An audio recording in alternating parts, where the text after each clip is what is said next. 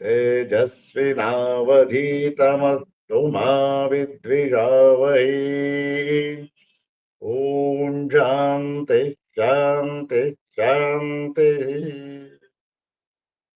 श्रुतिस्मृतिपुराणानाम् आलयं करुणालयम् नमामि भगवत्पादं शङ्करं लोकशङ्करम्।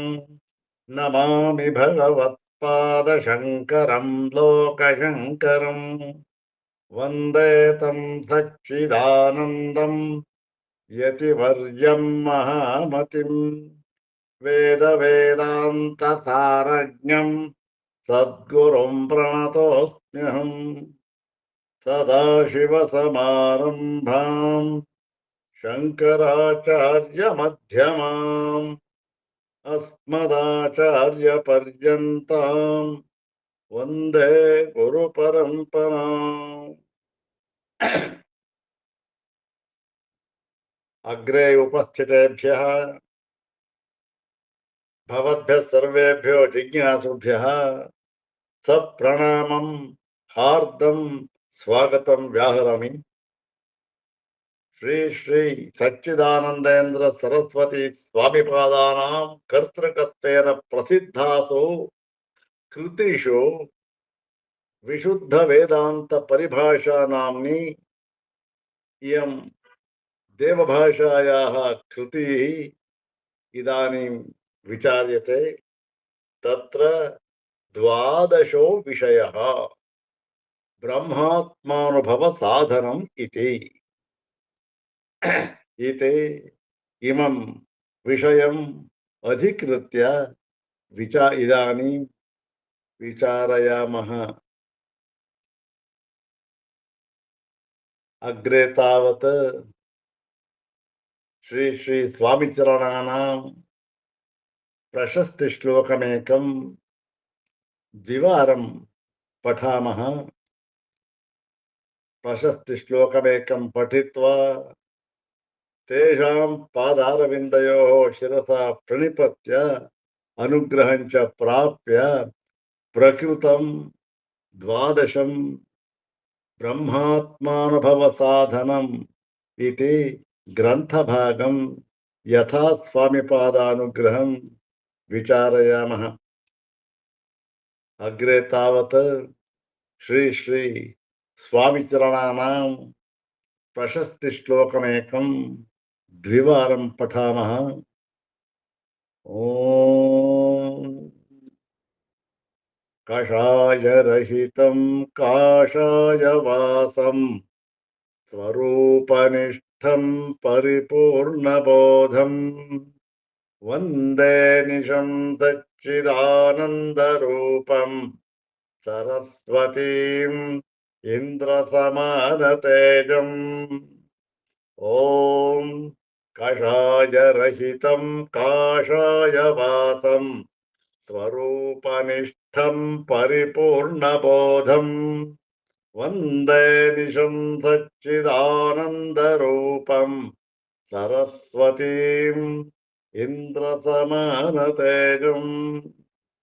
ॐ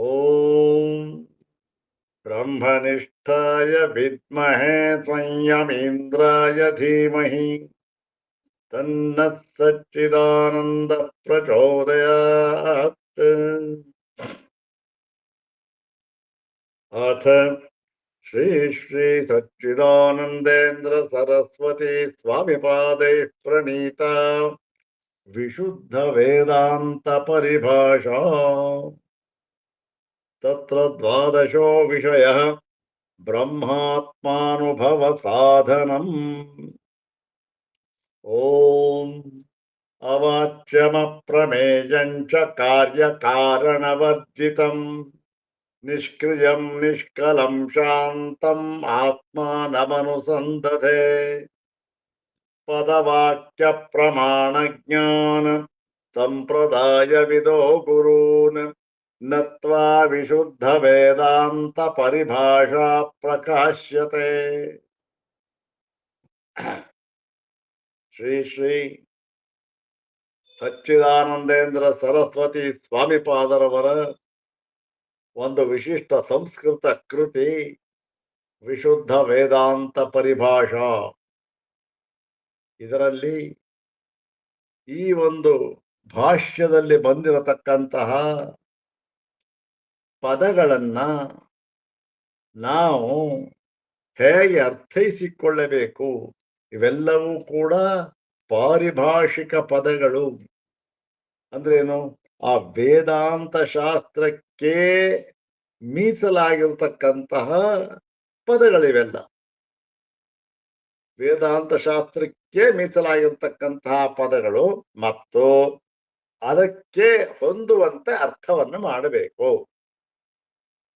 ಯದ್ಯಪಿ ಒಂದು ಪದಕ್ಕೆ ಬೇಕಾದಷ್ಟು ಅರ್ಥ ಇದ್ದರೂ ಕೂಡ, ಸಂಸ್ಕೃತದಲ್ಲಿ ಒಂದು ಪದಕ್ಕೆ ಬೇಕಾದಷ್ಟು ಅರ್ಥ ಇದೆ, ಆದರೂ ಕೂಡ ಈ ಒಂದು ಪರಿಭಾಷೆ ಯಾವುದು? ಈ ವೇದಾಂತದ ಪರಿಭಾಷೆಯಾಗಿರುವುದರಿಂದ ಅದಕ್ಕೆ ತಕ್ಕಂತೆ ಹೇಗೆ ಅರ್ಥವನ್ನು ಮಾಡಿಕೊಳ್ಳಬೇಕು, ಮತ್ತೆ ಲೋಕಸಿದ್ಧವಾದ ಅರ್ಥವನ್ನು ಅಥವಾ ಬೇರಾವುದೋ ಒಂದು ಶಾಸ್ತ್ರಕ್ಕೆ ಅಲ್ಲಿ ಹೇಳಿರ್ತಕ್ಕಂತಹ ಈ ಪದ ಇದೆಯಲ್ಲ, ಅದಕ್ಕೆ ಮಾಡಿದ ಅರ್ಥವನ್ನ ಇಲ್ಲಿ ತೆಗೆದುಕೊಂಡು ಸೇರಿಸ್ಕೊಳ್ಳೋದು, ಈ ತರಹ ಮಾಡಿದರೆ ನಮಗೆ ವೇದಾಂತ ವಾಕ್ಯಗಳ ಅರ್ಥವಾಗುವುದಿಲ್ಲ, ಯಥಾರ್ಥ ಜ್ಞಾನವಾಗುವುದಿಲ್ಲ ಎಂಬುದನ್ನ ಮನಗಂಡು ಶ್ರೀ ಶ್ರೀ ಸ್ವಾಮಿಪಾದರವರು ಕೆಲವು ವಿಷಯಗಳನ್ನ ಇಲ್ಲಿ ವಿಚಾರ ಮಾಡಿ ಅವುಗಳನ್ನ ಹೇಗೆ ಅರ್ಥೈಸಿಕೊಳ್ಳಬೇಕು, ಮತ್ತೆ ಈ ಒಂದು ಆಧುನಿಕ ಈ ವೇದಾಂತಿಗಳು ಮತ್ತೆ ಹಿಂದಿನ ವೃತ್ತಿಕಾರರು, ಹಿಂದಿನ ವೇದಾಂತಿಗಳು, ಶಂಕರರಿಗಿಂತ ಹಿಂದೆ ಇದ್ದಕ್ಕಂಥ ವೇದಾಂತಿಗಳು ಅದನ್ನು ಹೇಗೆ ಅರ್ಥ ಮಾಡಿದ್ದಾರೆ, ಅದರಲ್ಲಿ ಏನು ದೋಷ ಇದೆ ಅಂತ ಅನ್ನುವುದನ್ನೂ ಕೂಡ ಈ ಗ್ರಂಥದಲ್ಲಿ ತೋರಿಸಿಕೊಟ್ಟು, ನೋಡಿ ಇದೇ ಈ ಪದಕ್ಕೆ ಇದೇ ಅರ್ಥ ಎಂಬುದಾಗಿ ಆ ಪಾರಿಭಾಷಿಕ ಪದಕ್ಕೆ ಅರ್ಥವನ್ನು ಮಾಡಿದ್ದಾರೆ. ಹೀಗೆ ಅರ್ಥವನ್ನು ಮಾಡಬೇಕು. ಇದಕ್ಕೆ ಆಧಾರ ಯಾವುದು? ಕೇವಲ ಶಾಂಕರ ಭಾಷ್ಯ ಮತ್ತೆ ಉಪನಿಷದ್ ವಾಕ್ಯಗಳು ಅಷ್ಟೇ. ಅಲ್ಲಿ ಹೇಗೆ ಅರ್ಥ ಮಾಡಿದ್ದಾರೆ ಹಾಗೆ ಅರ್ಥ ಮಾಡಬೇಕು. ಒಂದು ಪಕ್ಷ ಇದೇ ಪದ ಪುರಾಣಗಳಲ್ಲಿ ಬಂದಿರಬಹುದು, ಅಲ್ಲಿ ಏನೋ ಒಂದು ಅರ್ಥವನ್ನು ಮಾಡುತ್ತಾರೆ, ಆ ಅರ್ಥವನ್ನು ತೆಗೆದುಕೊಂಡು ಬಂದು ಇಲ್ಲಿ ಹಾಕೊಳ್ಳೋದಕ್ಕಾಗೋದಿಲ್ಲ. ಆ ಪದಕ್ಕೆ ಇಲ್ಲಿ ಆ ಪದಕ್ಕೆ ಒಂದು ವಿಶಿಷ್ಟವಾದ ಒಂದು ಅರ್ಥ ಇದೆ, ಅದನ್ನು ತಿಳಿದುಕೊಂಡು ನಾವು ಈ ವೇದಾಂತ ಅಧ್ಯಯನವನ್ನು ಮಾಡಬೇಕು ಎಂಬುದಾಗಿ ಶ್ರೀ ಶ್ರೀ ಸ್ವಾಮಿಪಾದರು ತಿಳಿದು ಇದನ್ನ ಈ ಪುಸ್ತಕವನ್ನ ರಚನೆ ಮಾಡಿದ್ದಾರೆ. ಅದರಲ್ಲಿ 12ನೆಯ ವಿಷಯ ಯಾವುದು? ಬ್ರಹ್ಮಾತ್ಮಾನುಭವ ಸಾಧನಂ ಎಂಬತಕ್ಕಂಥದ್ದು 12ನೆಯ ವಿಷಯ. ಬ್ರಹ್ಮಾತ್ಮಾನುಭವಕ್ಕೆ ಅಂದ್ರೆ ಬ್ರಹ್ಮವೇ ನಾನಾಗಿದ್ದೇನೆ ಎಂಬುದಾಗಿ ಆ ಒಂದು ಅನುಭವ ನಮಗೆ ಬರಬೇಕಲ್ಲ, ಅದಕ್ಕೆ ಸಾಧನ ಏನು, ಯಾವುದರಿಂದ ಇದು ಸಾಧ್ಯವಾಗುತ್ತದೆ? ಹಾಗೆ ಹೇಳಿದ ಮಾತ್ರಕ್ಕೆ ಆ ಬ್ರಹ್ಮಾತ್ಮನುಭವ ಅಂತಕ್ಕಂಥದ್ದು ಸಾಧನ ಸಾಧ್ಯವಾ? ಇಲ್ಲಿ ಹೆಡ್ಡಿಂಗ್ ಕೊಟ್ಬಿಟ್ಟಿದ್ದಾರೆ, ಬ್ರಹ್ಮಾತ್ಮಾನುಭವ ಸಾಧನಂ ಅಂತ. ಸಾಧನಂ ಅಂತ ಇದ್ದ ಮೇಲೆ ಅದು ಯಾವುದಕ್ಕೆ ಸಾಧನವಾಗಿದೆ? ಯಾವುದವನು ಸಾಧ್ಯವಾದ ವಸ್ತುವಿಗೆ ಇದು ಸಾಧನವಾಗಿದೆ. ಸಾಧ್ಯವಾದ ವಸ್ತು ಯಾವುದಿಲ್ಲಿ? ಬ್ರಹ್ಮಾತ್ಮಾನುಭವ ಅಂತಕ್ಕಂಥದ್ದು ಇಲ್ಲಿ ಆ ಬ್ರಹ್ಮಾತ್ಮಾನುಭವಕ್ಕೆ ಸಾಧನವಾಗಿದೆ.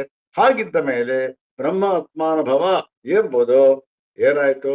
ಸಾಧನ ಸಾಧ್ಯ ಅಂತ ಆಯ್ತು. ಅಂದ್ರೆ ಇದು ತಪ್ಪರ್ಥ. ಹೀಗಲ್ಲ ಈ ಪದಕ್ಕೆ ಅರ್ಥ. ಬ್ರಹ್ಮಾತ್ಮಾನುಭವ ಸಾಧನಂ ಅಂತಂದ್ರೆ ಈ ಸಾಧನಂ ಎನ್ನುವ ಪದಕ್ಕೆ ನಾವು ಲೋಕದಲ್ಲಿ ಬಳಸುವಂತೆ ಅಥವಾ ಬೇರೆಯ ಶಾಸ್ತ್ರಗಳಲ್ಲಿ ಬಳಸುವಂತೆ ಈ ಪದಕ್ಕೆ ನಾವು ಅರ್ಥವನ್ನು ಮಾಡಬಾರದು. ಇದಕ್ಕೆ ಒಂದು ವಿಶಿಷ್ಟವಾದ ಅರ್ಥ ಇದೆ. ಸಾಧನಂ ಅಂದ್ರೆ ಏನು ಅರ್ಥ ಇದು? ಹಾಗಾದ್ರೆ ಬ್ರಹ್ಮಾತ್ಮಾನುಭವ ಸಾಧನ ಸಾಧ್ಯವೇ ಅಂದ್ರೆ ಖಂಡಿತ ಅಲ್ಲ. ಬ್ರಹ್ಮಾತ್ಮಾನುಭವ ಸಾಧನ ಸಾಧ್ಯವಲ್ಲ. ಯಾಕೆ? ಅಯ್ಯಯ್ಯೋ, ಸಾಧ್ಯವಾದ ವಸ್ತುವೇ ಅಲ್ಲ ಅದು. ಮತ್ತೆ ಏನು? ಸಿದ್ಧವಾದ ವಸ್ತು. ಯಾವುದಾದ್ರೂ ಕೂಡ ಸಾಧ್ಯವಾಗಬೇಕಾದ್ರೆ ಅದಕ್ಕೆ ಸಾಧನ ಬೇಕು. ನನ್ನ ಹತ್ರ ಇಲ್ಲ, ಅಥವಾ ನಾನು ಅದಾಗಿಲ್ಲ, ನಾನು ವಿದ್ಯಾವಂತನಲ್ಲ, ನಾನು MBBS ಪಾಸ್ ಮಾಡಿಲ್ಲ, ಅದಕ್ಕಾಗಿ ಸಾಧನ ಬೇಕು. ಎಲ್ಲಿಗೆ ಹೋಗ್ಬೇಕು, ಯಾವ್ದೋ ಕಾಲೇಜಿಗೆ ಹೋಗ್ಬೇಕು, ಏನು ಅದನ್ನ ಸಾಧನ ಬೇಕು. ಈಗ ಲೋಕಾರೂಢಿಯಲ್ಲೂ ಇದೆ, ಮತ್ತೆ ಬೇರೆ ಬೇರೆಯ ಶಾಸ್ತ್ರಗಳಲ್ಲಿಯೂ ಇದೆ ಒಂದು ಸಾಧನ ಅಂತಕ್ಕಂತಹದ್ದು. ಆ ಸಾಧನದಿಂದ ಸಾಧ್ಯವಾದದ್ದನ್ನು ಇದೆಯಾ ತತ್ವ, ಅದನ್ನ ಪಡೆದುಕೊಳ್ಳಬೇಕು ಅಂತ. ಆದರೆ ಇಲ್ಲಿ ಆ ಅರ್ಥವಲ್ಲ. ಇಲ್ಲಿ ಸಾಧ್ಯವಾದ ವಸ್ತುವನ್ನ ನಾವು ಅದನ್ನ ಸಾಧ್ಯ ಅಂತ ಹೇಳುವುದೇ ತಪ್ಪು. ಏನದು? ಅದು ಸಿದ್ಧವಾಗಿ ಬಿಟ್ಟಿದೆ. ಮತ್ ಸಿದ್ಧವಾಗಿದ್ರೆ ಯಾಕ್ರಿ ಸಾಧನ? ಸಿದ್ಧವಾಗಿರ್ತಕ್ಕಂಥ ವಸ್ತುವಿಗೆ ಸಾಧನ ಯಾಕೆ? ಆಗಲೇ ಸಿದ್ಧವಾಗಿಬಿಟ್ರೆ ಇನ್ಯಾವಾಗ ಸಿದ್ಧವಾಗಿಬಿಡ್ತದೋ ಅಂದ್ರೆ, ಇಲ್ಲ ಇಲ್ಲ, ಹಾಗಲ್ಲ. ಅದು ಸಿದ್ಧವಾಗಿದೆ ಸರಿ, ಆದರೆ ಸಿದ್ಧವಾಗಿದೆ ಅನ್ನುವ ವಿಚಾರ ನಿನಗೆ ಗೊತ್ತಿದೆಯೇನಪ್ಪ? ಗೊತ್ತಿಲ್ಲ. ನೀನೇನ್ ತಿಳ್ಕೊಂಡಿದ್ಯೆ? ಸಿದ್ಧವಾಗಿಲ್ಲ, ಅದನ್ನು ನಾನು ಸಿದ್ಧಿಸಿಕೊಳ್ಳಬೇಕು ಅಂತ ತಿಳ್ಕೊಂಡು ಈ ಶಾಸ್ತ್ರವನ್ನು ಅಧ್ಯಯನ ಮಾಡ್ತಾ ಇದ್ದೆ. ಈಗ ಪ್ರೈಮರಿ ಸ್ಟೇಜ್ ಅಂತಾರಲ್ಲ, ಅದರಲ್ಲಿ ಅದನ್ನ ಇಟ್ಟುಕೊಂಡು ನಾವು ಈ ಸಾಧನ ಅನ್ನುವ ಪದವನ್ನು ಬಳಸಿದ್ದೇವೆ ಅಷ್ಟೇ ಹೊರತು ತಾತ್ವಿಕವಾಗಿ ಮತ್ತೆ ಈ ಒಂದು ಸಾಧನ ಅಂತ ಅನ್ನುವುದಕ್ಕೆ ವ್ಯಾಕರಣ ರೀತ್ಯ ಲೋಕಾರೂಢಿಯಾಗಿ ಬೇರೆ ಶಾಸ್ತ್ರಗಳಲ್ಲಿ ಏನು ಅರ್ಥವನ್ನು ಮಾಡಿದ್ದಾರೆಯೋ ಆ ಅರ್ಥವಲ್ಲ. ಯಾಕೆ? ಇದು ಸಾಧನದಿಂದ ಪಡೆಯಬೇಕಾದ ಸಾಧ್ಯವಲ್ಲವೇ ಅಲ್ಲ. ಇದು ಸ್ವತಃ ಸಿದ್ಧವಾದ ತತ್ವ ಇದು ಅಂತ ಹೇಳಿ ಮತ್ತೆ ಈ ಪದವನ್ನು ಯಾತಕ್ಕೆ ಬಳಸಿದ್ದಾರೆ, ಇದರ ಅರ್ಥ ಏನು ಅಂತ ಅನ್ನೋದನ್ನೆಲ್ಲ ಇಲ್ಲಿ ತಿಳಿಸ್ಕೊಟ್ಟಿದ್ದಾರೆ. ಈಗ ಆ ವಿಚಾರವನ್ನ ನಾವು ಮಾಡ್ತಾ ಇದ್ದೇವೆ. ಸ್ವಲ್ಪ ಮಧ್ಯಭಾಗಕ್ಕೆ ಬಂದಿದ್ದೇವೆ. ಅದರಲ್ಲಿ ಏನ್ ಹೇಳಿದ್ರು ಮುಂದೆ ನೋಡಿ, ಬ್ರಹ್ಮಾತ್ಮಾನುಭವ ಸಾಧನಂ ಎಂಬುದಾಗಿ ನೀವು ಹೇಳಿದ್ದೀರಾ. ಮತ್ತೆ ಉಪನಿಷತ್ತುಗಳಲ್ಲಿಯೂ ಕೂಡ ಈ ಒಂದು ಬ್ರಹ್ಮಾತ್ಮಾನುಭವಕ್ಕೆ ಸಾಧನವನ್ನು ಹೇಳಿದ್ದಾರೆ. ಬೇಕಾದಷ್ಟು ಸಾಧನವನ್ನು ಹೇಳಿದರೆ, 1 2 ಅಂತ ಇದಲ್ಲ. ತಪಸ್ ಹೇಳಿದ್ದಾರೆ, ಶ್ರದ್ಧೆ ಹೇಳಿದ್ದಾರೆ, ಶಮಾರಿ ಷಟ್ಕ ಸಂಪತ್ತು ಹೇಳಿದ್ದಾರೆ, ವಿವೇಕ ಎಲ್ಲವನ್ನು ಬೇಕಾದಷ್ಟು ಹೇಳಿದ್ದಾರೆ. ಹೀಗಿರೋದ್ರಿಂದ ಏನಾಗಿದೆ, ಇದು ಯಾವುದೋ ಒಂದು ವಿಧಿಗೆ ಸಂಬಂಧಪಟ್ಟ ಸಾಧನ ಅಂದ ಮೇಲೆ ಅದನ್ನೇನು ಆ ಸಾಧನ ಇದೆ, ಅದು ಹೇಗೆ ಮಾಡ್ಬೇಕು ಆ ಸಾಧನವನ್ನ, ಇವೆಲ್ಲ ಬರುತ್ತೆ. ಅಲ್ಲೇನ್ ಬರುತ್ತೆ? ವಿಧಿ ಬರುತ್ತೆ, ನಿಷೇಧ ಬರುತ್ತೆ. ಸಾಧನ ಅಂತ ನೋಡ್ರಿ.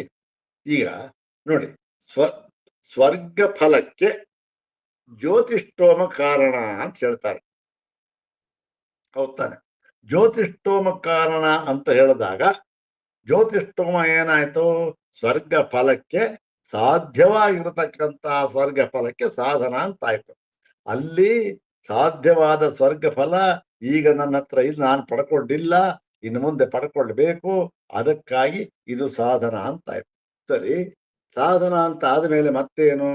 ಮುಂದಿನ ವಿಚಾರವೇ ವಿಧಿ ನಿಷೇಧಗಳ ವಿಚಾರ. ಸರಿ, ಆ ಸಾಧನ ಯಾವುದು? ಜ್ಯೋತಿಷ್ಠೋಮ. ಆ ಜ್ಯೋತಿಷ್ಠೋಮವನ್ನ ಹೇಗೆ ಮಾಡಬೇಕು? ವಿಧಿ. ಮತ್ತೆ ಹೇಗೆ ಮಾಡಬಾರದು? ನಿಷೇಧ. ಮತ್ತಲ್ಲಿ ವಿಧಿ ನಿಷೇಧ. ಯಾವಾಗ ನೀವು ಸಾಧನ ಅಂತ ಈ ಲೋಕಾರೂಢ ಹೇಗೆ ತಗೊಳ್ತೀರೋ ಅಲ್ಲಿ ಬಂತು ವಿಧಿ ನಿಷೇಧ. ಅದು ವೈದಿಕವಾದರೂ ಆಗಿರ್ಲಿ, ಲೌಕಿಕವಾದರೂ ಆಗಿರ್ಲಿ. ಒಂದು ಪರೀಕ್ಷೆ ಪಾಸ್ ಮಾಡ್ಬೇಕು, ಡಾಕ್ಟರೇಟ್ ತಗೊಳ್ಬೇಕು, ಆವಾಗ ಏನ್ ಮಾಡ್ಬೇಕು ನೋಡ್ರಿ? ಹೀಗೆ ಓದ್ಬೇಕು, ಈ ಪುಸ್ತಕ ಓದ್ಬೇಕು, ಇದನ್ನು ಓದಬಾರದು, ಎಲ್ಲ ಇದೆ. ಹಾಗೆ ಇಲ್ಲಿ ಎಲ್ಲ ಬಂದ್ಬಿಡುತ್ತೆ ವಿಧಿ ನಿಷೇಧ ಅಂತಕ್ಕಂಥದ್ದು. ಆದರೆ ಈ ವಿಧಿ ನಿಷೇಧ ಅಂತಕ್ಕಂಥದ್ದು ಇದಕ್ಕೆ ವಿಷಯವಾದ ತತ್ವವೇ ಅಲ್ಲ. ಯಾವುದು? ಈ ಬ್ರಹ್ಮಾತ್ಮಾನುಭವ ಅಂತಕ್ಕಂಥದ್ದು. ಮತ್ ಹಾಗೂ ಅಲ್ಲ ಅಂತೀರ, ಸಿದ್ಧವಾದ ವಸ್ತು ಅಂತಲೂ ಅಂತೀರ, ಅದಕ್ಕೆ ಸಾಧನ ಬೇಕು ಅಂತಲೂ ಅಂತೀರ. ಏನ್ ಸ್ವಾಮಿ, ಬಹಳ ಗೊಂದಲವನ್ನು ಉಂಟು ಮಾಡ್ತಾ ಇದ್ದೀರಿ ನೀವು. ಅದಕ್ಕೋಸ್ಕರ ಆ ಪದವನ್ನು ಹೇಗೆ ಅರ್ಥ ಮಾಡಿಕೊಳ್ಬೇಕು ಅಂತ ನಾವು ಹೇಳ್ತಾ ಇದ್ದೇವಲ್ಲ, ಅದನ್ನು ವಿಚಾರ ಮಾಡೋಣ ಅಂತ ಹೇಳಿ ಅದಕ್ಕೆ ಕೆಲವರು ಏನ್ ಹೇಳ್ತಾ ಇದ್ರು, ಅಂತಂದ್ರೆ ನೋಡಿ, ಈ ಹಿಂದಿನ ಕೆಲವರು ವೇದಾಂತಿಗಳು ಈ ಒಂದು ಬ್ರಹ್ಮಾತ್ಮಾನುಭವ ಅಂತ ಇದೆಯಲ್ಲ, ಇದಕ್ಕೆ ಈ ವಿಧಿ ನಿಷೇಧಾತ್ಮಕವಾಗಿ ಹೀಗೆ ಮಾಡಬೇಕು, ಹೀಗೆ ಮಾಡಬಾರದು ಅಂತಕ್ಕಂಥದ್ದು ಒಂದು ಅದು ನಿಯೋಗವನ್ನ ವಿಧಾನ ಮಾಡಿದ್ರು. ಆ ನಿಯಮ ಅಂದ್ರೇನು, ಹೀಗೆ ಮಾಡಿ ಈ ವಿಧಾನದಿಂದ ಮಾಡಿ ಅದನ್ನು ಪಡ್ಕೊಳ್ಬೇಕು ಅಂತಕ್ಕಂಥದ್ದು ಒಂದು. ಇವರೆಲ್ಲ ಯಾರು? ಏನೋ ಒಂದು ಮಾಡಬೇಕು, ಒಂದು ಪಡಿಬೇಕು, ಅದಕ್ಕೆ ವಿಧಿ ಅಂತಕ್ಕಂಥ ಇದೆ, ನಿಷೇಧ ಅಂತಕ್ಕಂಥ ಇದೆ, ಅದರ ಮೂಲಕವೇ ಪಡಿಬೇಕು, ಇದನ್ನು ನಿಯೋಗವಾದ. ಹೀಗೆ ಬ್ರಹ್ಮಜ್ಞಾನವಾಯಿತು. ಬ್ರಹ್ಮಜ್ಞಾನವಾದ ಮೇಲೂ ಕೂಡ ಅದನ್ನ ಎಲ್ಲಿ ವಿನಿಯೋಗ ಅಲ್ಲ ಅಂತಕ್ಕಂಥದ್ದು ಇದನ್ನ ವಿಚಾರ ಮಾಡಿ ಆಮೇಲಿಂದ ಅದು ಬ್ರಹ್ಮಾತ್ಮಾನುಭವ ಅಂತಕ್ಕಂಥದ್ದು ಯಾವಾಗಲಾಗತ್ತೆ ಅಂತ ಎಲ್ಲ ಹೇಳ್ತಾ ಇದ್ರು. ಅದು ಸರಿಯಲ್ಲ. ಈ ಭಾಷ್ಯದಲ್ಲಿ ಇದಕ್ಕೆಲ್ಲಿಯೂ ಆಧಾರ ಇಲ್ಲ ಅಂತಕ್ಕಂಥದ್ನ ಇಲ್ಲಿ ತೋರಿಸ್ತಾ ಇದ್ದಾರೆ ಸ್ವಾಮಿಪಾದರು. ನೋಡಿ, ಆ ಭಾಗಕ್ಕೆ ನಾವು ಇಲ್ಲಿ ಬಂದಿದ್ದೇವೆ. 66ನೇ ಭಾಷ್ಯ ಭಾಗ. ಅಥ ಚ ಕೇಚಿತ್ ವೃತ್ತಿಕಾರಾಹ ಮನ್ಯಂತೆ ಸ್ಮ ಬ್ರಹ್ಮಾತ್ಮಾನುಭವಾರ್ಥಂ ಮುಮುಕ್ಷು ಪ್ರಪಂಚ ಪ್ರವಿಲಯೇ ನಿಯುಜ್ಯತೆ ಇತಿ.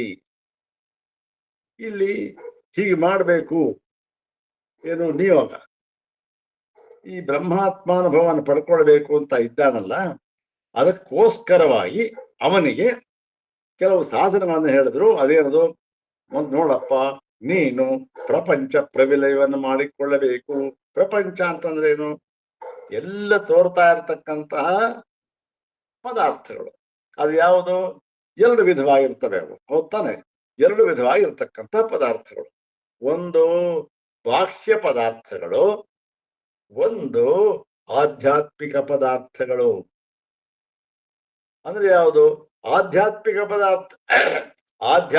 ಪದಾರ್ಥಗಳು ಅಂತಂದ್ರೆ ಶರೀರದಿಂದ ಹಿಡಿದು ಅಂತಃಕರಣದವರೆಗೂ ಕೂಡ, ಅಲ್ಲಿಯವರೆಗೂ ಕೂಡ ಯಾವುದ್ಯಾವುದಿದೆ, ಶರೀರ ಆಯ್ತು, ಇಂದ್ರಿಯ ಆಯ್ತು, ಆ ಇಂದ್ರಿಯಗಳಲ್ಲಿ ಜ್ಞಾನೇಂದ್ರಿಯ ಆಯ್ತು, ಆಮೇಲೆ ಕರ್ಮೇಂದ್ರಿಯ ಆಯ್ತು, ಆಮೇಲಿಂದ ಮನಸ್ಸಾಯ್ತು, ಬುದ್ಧಿ ಆಯ್ತು, ಚಿತ್ತ ಆಯ್ತು, ಅಂತಃಕರಣ ಆಯ್ತು, ಇಲ್ಲಿವರೆಗೂ ಕೂಡ ಏನೇನು ತತ್ವಗಳಿವೆಯೋ ಇವೆಲ್ಲವೂ ಕೂಡ ಆಧ್ಯಾತ್ಮಿಕವಾಗಿರ್ತಕ್ಕಂಥದ್ದು.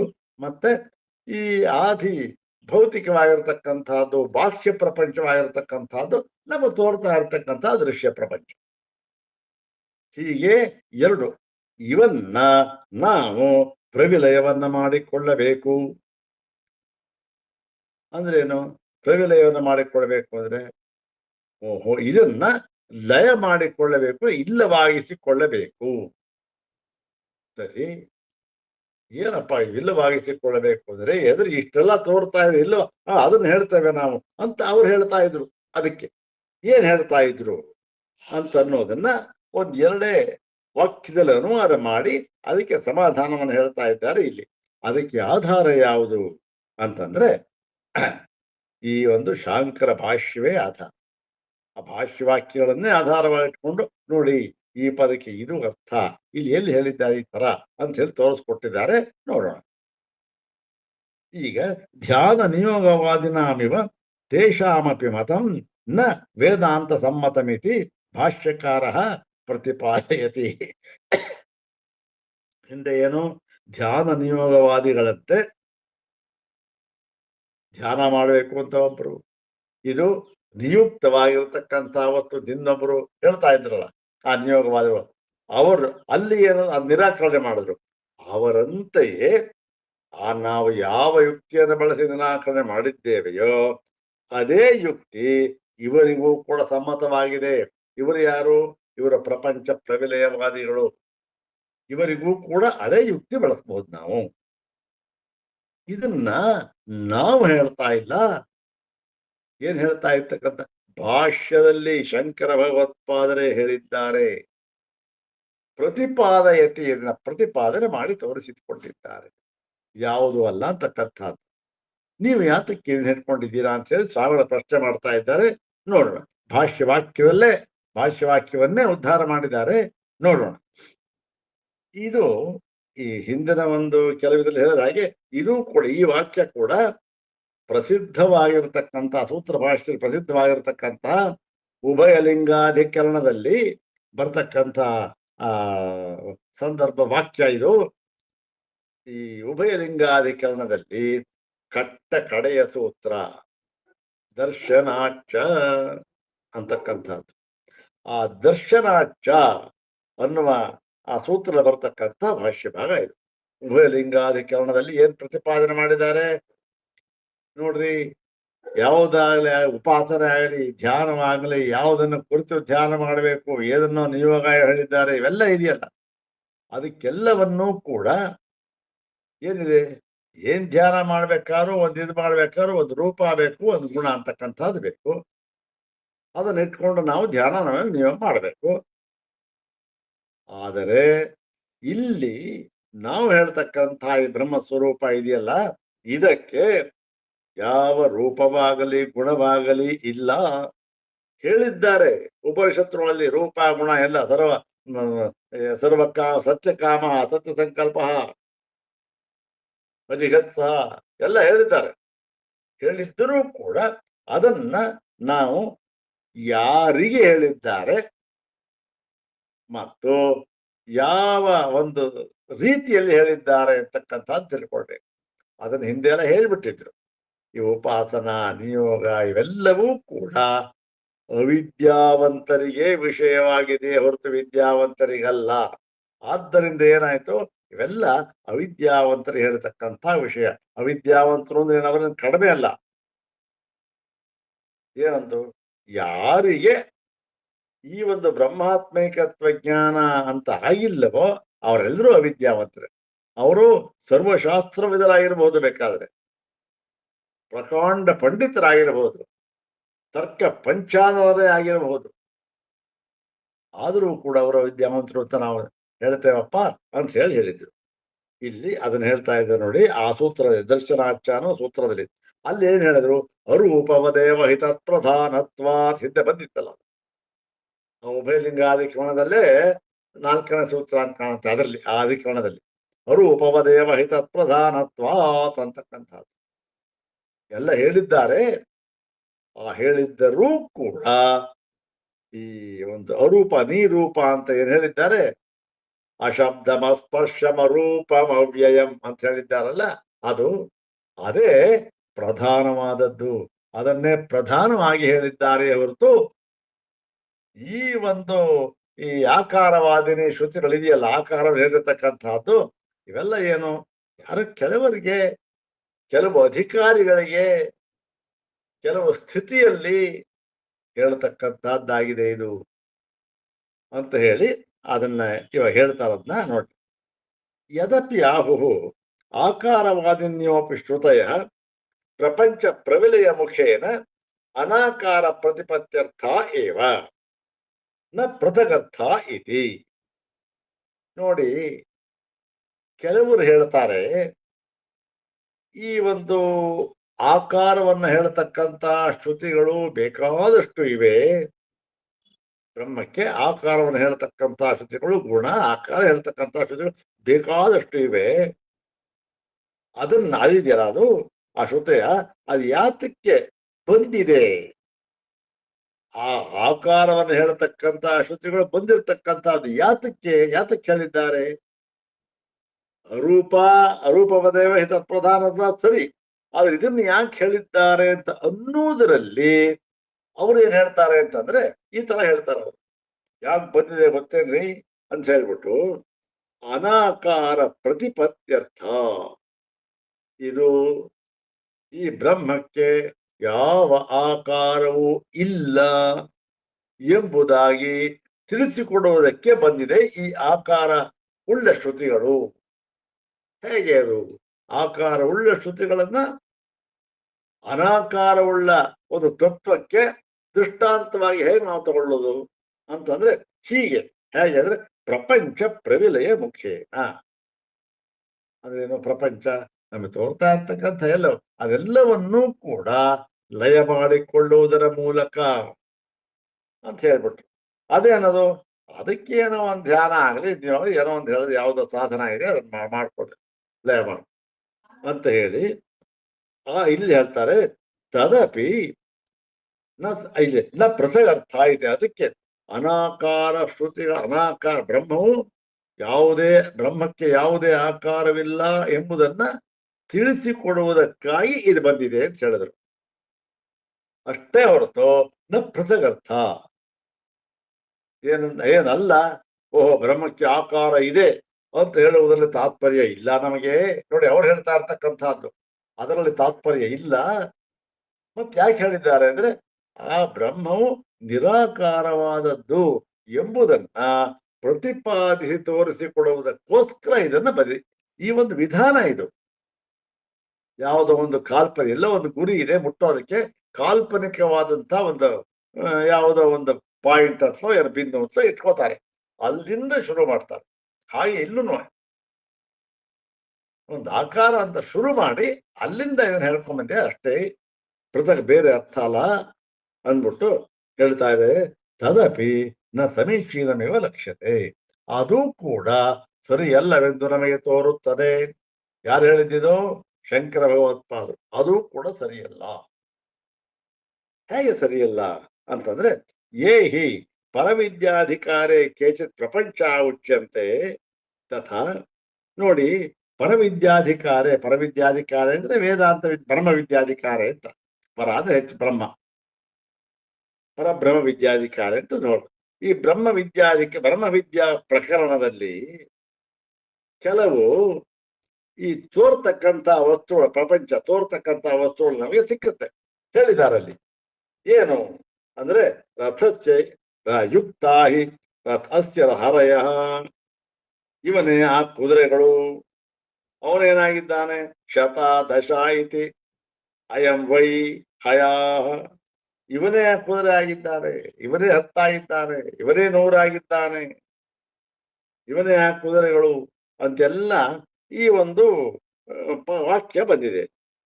ದಶ ಸಹಸ್ರಾಣಿ ಬಹುರಿಚ ಅನಂತಾರಿಚ, ಹತ್ತಿದೆ, 1000 ಇದೆ, ಬಹಳವಾಗಿದೆ, ಅನಂತವಾಗಿದೆ. ಯಾರು? ಅವನ ಕುದುರೆಗಳು ಅವನಿಗಿಂತ ಬೇರೆ ಆಗಿಲ್ಲ, ಅವನೇ ಆ ಕುದುರೆ, ಅವನೇ ರಥ. ಇದನ್ನ ಹೀಗೆ ವಾಕ್ಯಗಳು ಬೃಹದಾರಣ್ಯಕದಲ್ಲಿ ಬಂದಿದೆ. ಅದರಲ್ಲಿ ತೇ ಭವಂತಿ ಪ್ರವಿಲಯಾರ್ಥ. ಅದು ಯಾತಕ್ಕೆ ಇವೆಲ್ಲವನ್ನು ಕೂಡ ಏನು ಆ ಕುದುರೆ 10,000 20,000 ರಥ ಅವೆಲ್ಲ ಇದೆಯಲ್ಲ ಸರಿ, ಇವೆಲ್ಲವನ್ನೂ ಕೂಡ ಪ್ರವಿಲಯ ಅರ್ಥ, ಪ್ರವಿಲಯವನ್ನು ಮಾಡಿಕೊಳ್ಳುವುದಕ್ಕೋಸ್ಕರ. ಅದನ್ನ ಹೇಗೆ ನಮ್ಗೆ ಗೊತ್ತಾಗುತ್ತೆ ಅಂತಂದ್ರೆ, ನೋಡಿ ಯಾತಕ್ ಬಂದಿದ್ದಾರೆ ಕೊನೆಯಲ್ಲಿ ಉಪಸಂಹಾರ ವಾಕ್ಯದಲ್ಲಿ ಏನ್ ಹೇಳಿದ್ದಾರೆ? ತದೇ ತದ್ ಬ್ರಹ್ಮ ಅಲ್ಲ, ತದೇ ತದ್ ಬ್ರಹ್ಮ ಅಷ್ಟೇ. ತದೇ ತದ್ ಬ್ರಹ್ಮ ಅಪೂರ್ವಂ ಅನಪರಂ ಅನಂತಮ ವಾಕ್ಯಂ ಅಯಮಾತ್ಮ ಬ್ರಹ್ಮ ಸರ್ವಾನುಭೂ ಅಂತ ಇದೆಯಲ್ಲ ವಾಕ್ಯ. ಅದರಲ್ಲಿ ಈ ಹೀಗೆ ಅಪೂರ್ವ ಅನಪರ ಅನಂತ ಅಂತ ಹೇಳಿ ನಿಷೇಧದಿಂದ ಹೇಳಿರುವುದರಿಂದ ಇಲ್ಲಿ ಇದು ಬಂದಿದೆಯಲ್ಲ ಪ್ರಪಂಚ ಅಂತಕ್ಕಂಥ, ಅದನ್ನ ಆಕಾರ ಬಂದಿದೆಯಲ್ಲ, ಸತ್ಯಕಾಮ ಸತ್ಯಕಲ್ಪ ಮುಂತಾದವರು. ಇದನ್ನೆಲ್ಲ ಯಾವ ರೀತಿ ನಾವು ತಿಳ್ಕೊಳ್ಬೇಕು? ಇಲ್ಲಿ ಉಪಸಂಹಾರ ವಾಕ್ಯ ಈ ತರ ನಿಷೇಧವಾಗಿ ಬಂದಿರೋದ್ರಿಂದ ಇದು ಅದಕ್ಕಾಗಿ ಹೇಳಿರತಕ್ಕಂಥ ವಾಕ್ಯ, ಅದನ್ನ ತೋರಿಸಿಕೊಡೋದಕ್ಕೆ ಬಂದಿರತಕ್ಕಂಥ ವಾಕ್ಯ ಅಂತ ತಿಳ್ಕೊಳ್ಬೇಕು ಅಂತ ಹೇಳಿ. ಪುನಃ ಉಪಾಸನಾಧಿಕಾರೇ ಪ್ರಪಂಚ ಉಚ್ಯಂತೆ ಯಥಾ ಮನೋಮಯ ಪ್ರಾಣಶರೀರೋ ಭಾರೂಪ. ಇನ್ ಕೆಲವು ವಾಕ್ಯ ಬಂದಿದೆ ಉಪಾಸನಾ ಪ್ರಕರಣದಲ್ಲಿ. ಏನದು? ಇವನು ಮನೋಮಯ, ಪ್ರಾಣಶರೀರ, ಭಾರೂಪ ಇವೆಲ್ಲ ಬಂದಿದೆಯಲ್ಲ, ಇವೆಲ್ಲ ಹಿಂದೆ ನಾವು ನೋಡಿದ್ವಲ್ಲ. ಇತ್ಯವಮಾದ ಇದು ನ ತೇಷಾಂ ಪ್ರವಿಲಯಾರ್ಥತ್ವ ನ್ಯಾಯಂ. ನೋಡಿ, ಇಲ್ಲಿ ಈ ರಥ ಇದೆ, ಅವನಿಗೆ ಕುದುರೆ ಇದೆ, 1000 ಇದೆ, 100 ಇದೆ, ಈ ವಾಕ್ಯಗಳನ್ನ ನಾವು ಇವೆಲ್ಲವನ್ನು ಕೂಡ ಲಯ ಮಾಡಿಕೊಳ್ಳಬಹುದು, ಇಲ್ಲ ಅಂತ ತಿಳ್ಕೊಳ್ಬಹುದು. ಆದರೆ ಇದೇನಾಗಿ ಇನ್ ಕೆಲವು ಉಪಾಸನಾ ಪ್ರಕರಣದಲ್ಲಿ ಬಂದಿರತಕ್ಕಂಥ ವಾಕ್ಯ ಮನೋಮಯ ಪ್ರಾಣ ಶರೀರ ಭಾರೂಪ ಅನ್ನೋದಿಯಲ್ಲ, ಇದು ನ ತೇಷಾಂ ಪ್ರಪಂಚ ಪ್ರವಿಲಯಾರ್ಥತ್ವ ನ್ಯಾಯ. ಇದರಲ್ಲಿ ಪ್ರವಿಲಯವನ್ನು ಇವನು ಮನೋಮಯ, ಮನಸ್ಸನ್ನು ಪ್ರವಿಲಯ ಮಾಡ್ಕೊಳ್ಬೇಕು ಏನು? ಮತ್ತೆ ಈ ಒಂದು ಭಾರೂಪ ಅದನ್ನ ಪ್ರಿವಿಲೇಯ ಮಾಡ್ಕೊಳ್ಬೇಕು. ಯಾವುದಾದರೂ ಒಂದು ತಾತ್ವಿಕವಾಗಿ ಪದಾರ್ಥ ಇದೆ ಅಂದ್ರೆ ಅದನ್ನ ಪ್ರವಿಲಯ ಮಾಡ್ಕೊಳ್ಬಹುದು, ಏನೋ ಮಾಡ್ಕೊಳ್ಬಹುದು ವಸ್ತುತಃ ಅಂತಂತೆ. ಅಥವಾ ಕಲ್ಪನೆ ಆದ್ರೂ ಪ್ರವಿಲಯ ಮಾಡ್ಕೊಳ್ಬಹುದು. ಇದು ಏನಿದು? ಇದನ್ನ ಆಗೋದು ಪ್ರಾಣ ಶರೀರ ಭಾರೂಪ ಅಂತಕ್ಕಂತಹದ್ದು ಅಂದ್ರೆ ಅದು ಅದನ್ನ ಲಯ ಮಾಡ್ಕೊಳ್ಬೇಕು ಅಂತಕ್ಕಂಥದ್ದು ಅಷ್ಟೊಂದು ಸರಿ ಹೋಗೋದಿಲ್ಲ. ಮತ್ತೆ ಸಕೃತಂ ಕುರ್ವೇತ ಇತ್ಯೇವಂಜಾತೀಯಕೇನ ಪ್ರಕೃತೇನೇವ ಉಪಾಸನ ವಿಧಿನ ತೇಷಾಂ ಸಂಬಂಧ. ಯಾಕೆ ಅದು ಆಗೋದಿಲ್ಲ ಅಂತಂದ್ರೆ ನೋಡಿ, ಅದು ಎಲ್ಲಿಗೆ ಸಂಬಂಧ? ಹಿಂದಿನ ವಾಕ್ಯ ತದೇತ ಬ್ರಹ್ಮ ಪೂರ್ವಂ ಅನಪರಂ ಅನಂತರಂ ಇದಕ್ಕೆ ಸಂಬಂಧಪಟ್ಟಿದೆ. ಈ ವಾಕ್ಯ ಮನೋಮಯ ಪ್ರಾಣ ಶರೀರ ಅಂತಕ್ಕಂಥ ವಾಕ್ಯ ಎಲ್ಲಿ ಬಂದಿದೆ, ಎಲ್ಲಿಗೆ ಸಂಬಂಧಪಟ್ಟಿದೆ? ಸಕೃತಂ ಕುರ್ವೇತ, ಅವನು ಯಜ್ಞವನ್ನು ಮಾಡಬೇಕು. ಆ ಒಂದು ಸಂದರ್ಭದಲ್ಲಿ ಅದಕ್ಕೆ ಹೊಂದಿಕೊಂಡಂತೆ ಇದು ಬಂದಿದೆ, ಅದಕ್ಕೆ ಹೊಂದಿಸುವಂತ ಬಂದಿದೆ. ಆದ್ದರಿಂದ ಇದನ್ನ ಪ್ರವಿಲಯ ಮಾಡ್ಕೊಳ್ಬೇಕು ಅಂತಕ್ಕಂಥ ಸರಿ ಹೋಗೋದಿಲ್ಲ. ಶ್ರುತ್ಯಾಚ ಏವಂ ಜಾತೀಯಕಾನಾಂ ಗುಣಾನಾಂ ಉಪಾಸನಾರ್ಥತ್ವ ಅವಕಲ್ಪಮಾನೆ. ಶ್ರುತಿಯಲ್ಲಿ ಈ ಒಂದು ಜಾತಿಯ ಪದಗಳನ್ನ, ಈ ಒಂದು ವಿಧವಾದ ಪದಗಳನ್ನ, ಯಾವುದು ಮನೋಮಯ ಪ್ರಾಣ ಶರೀರ ಭಾರೋಪ ಅಂತಿದೆಯಲ್ಲ, ಇದನ್ನ ಉಪಾಸನಾರ್ಥತ್ವೇ ಅವಕಲ್ಪಮಾನೆ. ಇದನ್ನ ಉಪಾಸನಾರ್ಥದಲ್ಲಿ ಹೇಳಿರುವುದರಿಂದ ನ ಲಕ್ಷಣೆಯ ಪ್ರವಿಲಾಪನಾರ್ಥತ್ವ ಅವಕಲ್ಪತೆ. ಇದನ್ನ ಉಪಾಸನಾರ್ಥವಾಗಿ ಸ್ಪಷ್ಟವಾಗಿ ಹೇಳಿದ್ದಾರೆ, ಮುಖ್ಯ ವೃತ್ತಿಯಿಂದ ಹೇಳಿದ್ದಾರೆ. ಇದು ಉಪಾಸನೆಗೆ ಬೇಕು, ಇದು ಭಾರೂಪ ಸತ್ಯಕಾಮ ಸತ್ಯಂಕಲ್ಪ ಅಂತ ಹೀಗೆ ಮುಖ್ಯವಾಗಿ ಕಂಠೋಕ್ತವಾಗಿ ಹೇಳಿರ್ಬೇಕಾದ್ರೆ ಅದಕ್ಕೊಂದು ಲಕ್ಷಣ ಅರ್ಥ ಕೊಟ್ಬಿಟ್ಟು, ಇಲ್ಲ ಇದು ಈ ಈ ಪ್ರವಿಲಾಪನಾರ್ಥವಾಗಿ ಬಂದಿದೆ ಅಂತಕ್ಕಂತಹದ್ದು ನ್ಯಾಯವಲ್ಲ, ಅದು ಹೊಂದೋದು ಇಲ್ಲ. ಮತ್ತು ಸರ್ವೇಶಾಂಚ ಸಾಧಾರಣ ಪ್ರವಿಲಯಾರ್ಥತ್ವೇ ಸತಿ. ಈಗ ಇಲ್ಲ ರೀ, ಹಾಗಲ್ಲ, ಎಲ್ಲವನ್ನೂ ಕೂಡ ಎಲ್ಲಿ ಈ ಉಪಾಸನಾ ಪ್ರಕರಣದಲ್ಲಿ ಬಂದಿರತಕ್ಕಂತಹ ವಾಕ್ಯ ಮತ್ತೆ ಅಲ್ಲಿ ಬಂದಿದೆಯಲ್ಲ, ಈ ಒಂದು ಇವನ ಕುದುರೆ ರಥ 100 ಸಹಸ್ರ ಅವೆಲ್ಲ ಅದು ಇವೆಲ್ಲ ಇದೆಯಲ್ಲ, ಇವು ಎಲ್ಲವನ್ನೂ ಕೂಡ ಪ್ರವಿಲಯ ಮಾಡ್ಕೊಳ್ಳೋ ಅರ್ಥದಲ್ಲೇ ಬಂದಿದೆ ಅಂತ ನೀವು ಹೇಳ್ಬಿಟ್ರೆ ಆಗ ಏನಾಗುತ್ತೆ?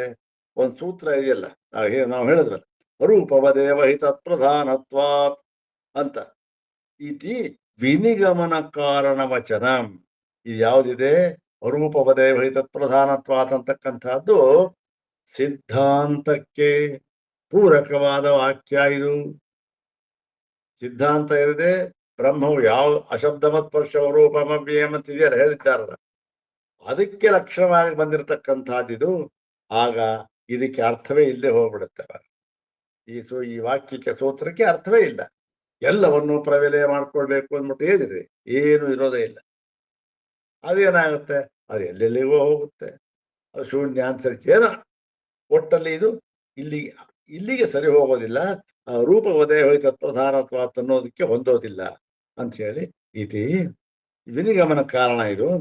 ಫಲಮಪಿ ಯೇಷಾಂ ಯಥೋಪದೇಶಂ ಕ್ವಚಿತ್ ದುರಿತಕ್ಷಯ, ಕ್ವಚಿತ್ ಐಶ್ವರ್ಯ ಪ್ರಾಪ್ತಿ, ಕ್ವಚಿತ್ ಕ್ರಮಮುಕ್ತಿ.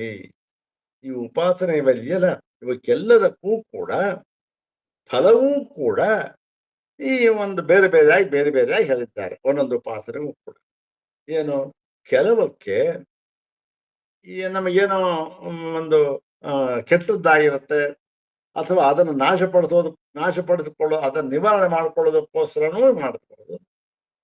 ಮತ್ತೆ ಕ್ವಚಿತ್ ಐಶ್ವರ್ಯ ಪ್ರಾಪ್ತಿ, ಕೆಲವು ಕಡೆ ಕೆಲವು ಕರ್ಮಗಳನ್ನು ಹೇಳಿದ್ದಾರೆ ಅದು ಐಶ್ವರ್ಯ ಪ್ರಾಪ್ತಿಗೋಸ್ಕರ.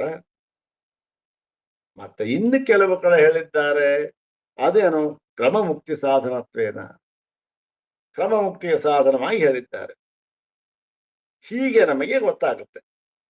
ಆದ್ದರಿಂದ ಪಾರ್ಥಗರ್ಥ್ಯಮೇವ ಉಪಾಸನಾ ವಾಕ್ಯಾನ ಬ್ರಹ್ಮವಾಕ್ಯಾನಾಂಚ ನ್ಯಾಯಂ ನ ಏಕವಾಕ್ಯತ್ವಂ.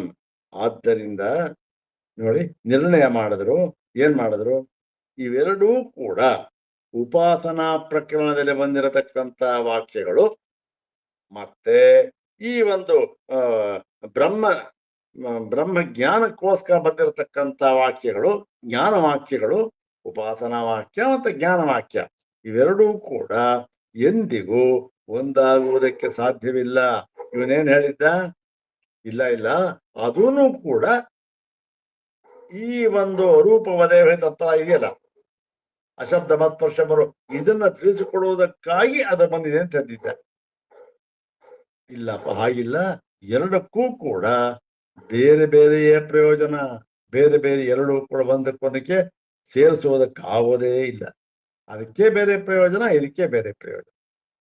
ಹಾಗಾಗಿ ಪಾರ್ಥಗರ್ಥ್ಯಮೇವ. ಪಾರ್ಥಗರ್ಥ್ಯ ಅಂದ್ರೆ ಪೃಥಕ್ ಅರ್ಥ ಯಸ್ಯ ಸಹ, ಅದರ ತಸ್ಯ ಭಾವ. ಇದು ಉಪಾಸನಾ ವಾಕ್ಯಗಳಿಗೆ ಬೇರೆ ಅರ್ಥ, ಇದಕ್ಕೆ ಬೇರೆ ಪ್ರಯೋಜನ. ಅರ್ಥ ಪ್ರಯೋಜನ, ಇದಕ್ಕೆ ಬೇರೆ ಪ್ರಯೋಜನ, ಅದಕ್ಕೆ ಬೇರೆ ಪ್ರಯೋಜನ. ಇದು ನ್ಯಾಯವಾಗಿದೆ ಮತ್ತು ಏಕವಾಗಿ ನ ಏಕವಾಕ್ಯತ್ವಂ, ಏಕವಾಕ್ಯತ್ವ ಅಲ್ಲ ಅಂತ ಹೇಳಿ ಅದೊಂದು ಹೇಳಿದ್ದಾರೆ. ಮತ್ತು ಇದು ಅವರಾಯ್ತು, ಯಾರೋ ಶಂಕರಗಿಂತ ಹಿಂದೆ ಇದ್ದವರು ಕೆಲವು ವೃತ್ತಿಕಾರ ತರ ಹೇಳ್ತಾ ಇದ್ರು. ಅದು ಮುಖ್ಯವಾಗಿ ಇವರು ಭರ್ತೃ ಪ್ರಪಂಚರು ಮುಂತಾದವುಗಳು ಹೇಳ್ತಾ ಇದ್ರು. ಆದರೆ ಈಗ ಹೇಳ್ತಾರೆ, ಅಧುನಾಪಿ ಕೇಚಿದ್ ವೇದಾಂತಿನಃ ಪ್ರಪಂಚ ವಿಲಯಂ ಕೃತ್ವ ಏವ ನಿಷ್ಪ್ರಪಂಚಾತ್ಮಾನುಭವ ಪ್ರಾಪ್ತವ್ಯ ಇತಿ ವದಂತಿ. ಆದರೆ ಈಗಿನವರ ಕೆಲವರು ವೇದಾಂತಗಳು ಕೂಡ ಏನು ಪ್ರಪಂಚ ಪ್ರವಿಲಯವನ್ನ ಮಾಡಿಕೊಂಡು, ಅಂದ್ರೆ ಏನು, ಇವೆಲ್ಲ ಗುಣಗಳು ಹೇಳಿದ್ದಾರಲ್ಲ, 100, 1000 ಕುದುರೆ, ರಥ, ಅದು ಇದು ಎಲ್ಲ, ಅವನ್ನೆಲ್ಲವನ್ನೂ ಕೂಡ ಪ್ರವಿಲಯವನ್ನ ಮಾಡಿಕೊಂಡು ಅಂತ ಹೇಳಿ ಮುಂದೆ ಹೇಳ್ತಾರೆ. ಪ್ರವಿಲಯ ಅಂದ್ರೆ ಏನು, ಅದು ಹೇಗೆ ಅಂತ ಹೇಳ್ತಾರೆ. ಪ್ರವಿಲಯವನ್ನು ಮಾಡಿಕೊಂಡು ಆ ಮೂಲಕ ನಿರ್ಗುಣವಾದ ನಿಷ್ಕ್ರಿಯವಾದ ಬ್ರಹ್ಮತತ್ವವನ್ನು ತಿಳಿದುಕೊಳ್ಳಬೇಕು. ಇದು ದಾರಿಯಾಗಿದೆ ಅದಕ್ಕೆ. ಯಾವುದು? ಈ ಗುಣವನ್ನು ಹೇಳಿ ಇವೆಲ್ಲದ 100, 1000 ಕುದುರೆ ಅಂತ ಹೇಳಿದ್ದಾರೆ, ಅವೆಲ್ಲವೂ ಕೂಡ ಇದನ್ನು ತಿಳಿಸುವುದಕ್ಕೋಸ್ಕರ ಬಂದಿದೆ ಅಂತ ಹೇಳಿದ್ರು. ಅದನ್ನ ಇಲ್ಲ, ಎರಡೂ ಕೂಡ ಒಂದಕ್ಕೊಂದು ಸಂಬಂಧವಾಗುವ ಹಾಗೆಯೇ ಇಲ್ಲ, ಅದೇ ಬೇರೆ ಇದೇ ಬೇರೆ ಅಂತ ಸಿದ್ಧವಾಗಿತ್ತು, ಹಿಂದೆ ತೋರಿಸಿದ್ರು. ಈಗಿನವರು ಕೂಡ ಅದನ್ನು ಹೇಳ್ತಾ ಇದ್ದಾರೆ. ಏನಂತ ಹೇಳ್ತಾ ಇದ್ದಾರೆ? ಇದೇ ಅರ್ಥವನ್ನು ಹೇಳ್ತಾ ಇದ್ದಾರೆ ಅಂತ ಹೇಳಿ, ನಿಯೋಗವಾದಿನೋ ಭವಂತು ನೋವ ಭೇದ ಪ್ರವಿಲಯವಾದಿನಃ. ಅವರು ನಿಯೋಗವಾದಿಗಳಾದರೂ ಬೇಕಾದ್ರೂ ಆಗಿರ್ಬೋದು, ಅಥವಾ ಭೇದ ವಾದಿಗಳು ಬೇಕಾದರೂ ಆಗಿರ್ಬೋದು, ಅಥವಾ ಇನ್ನೊಬ್ಬರು ಏನೋ ಆಗಿರಬಹುದು. ತೇಷಾಮ್ಮತೆ ಸಮಾನ ಏವ ಏಷ ದೋಷ. ಅವರೆಲ್ಲರಿಗೂ ಕೂಡ ಈ ದೋಷ ಅಂತಕ್ಕಂಥದ್ದು ಸಮಾನವಾಗಿದೆ. ಯಾವುದು? ಎಂದಿಗೂ ಕೂಡ ಇದನ್ನ ಈ ಪ್ರವಿಲಯ ಮಾಡಿಕೊಳ್ಳೋದಕ್ಕೆ ಸಾಧ್ಯವ? ಇದನ್ನೂ ಪ್ರವಿಲಯ ಮಾಡಿಕೊಂಡು ಎಲ್ಲವನ್ನೂ ಪ್ರವಿಲಯ ಮಾಡ್ಕೊಂಡ್ಬಿಟ್ರೆ ಉಳಿಯೋದೇನು? ಏನು ಉಳಿಯೋದೇ ಇಲ್ವಲ್ಲ.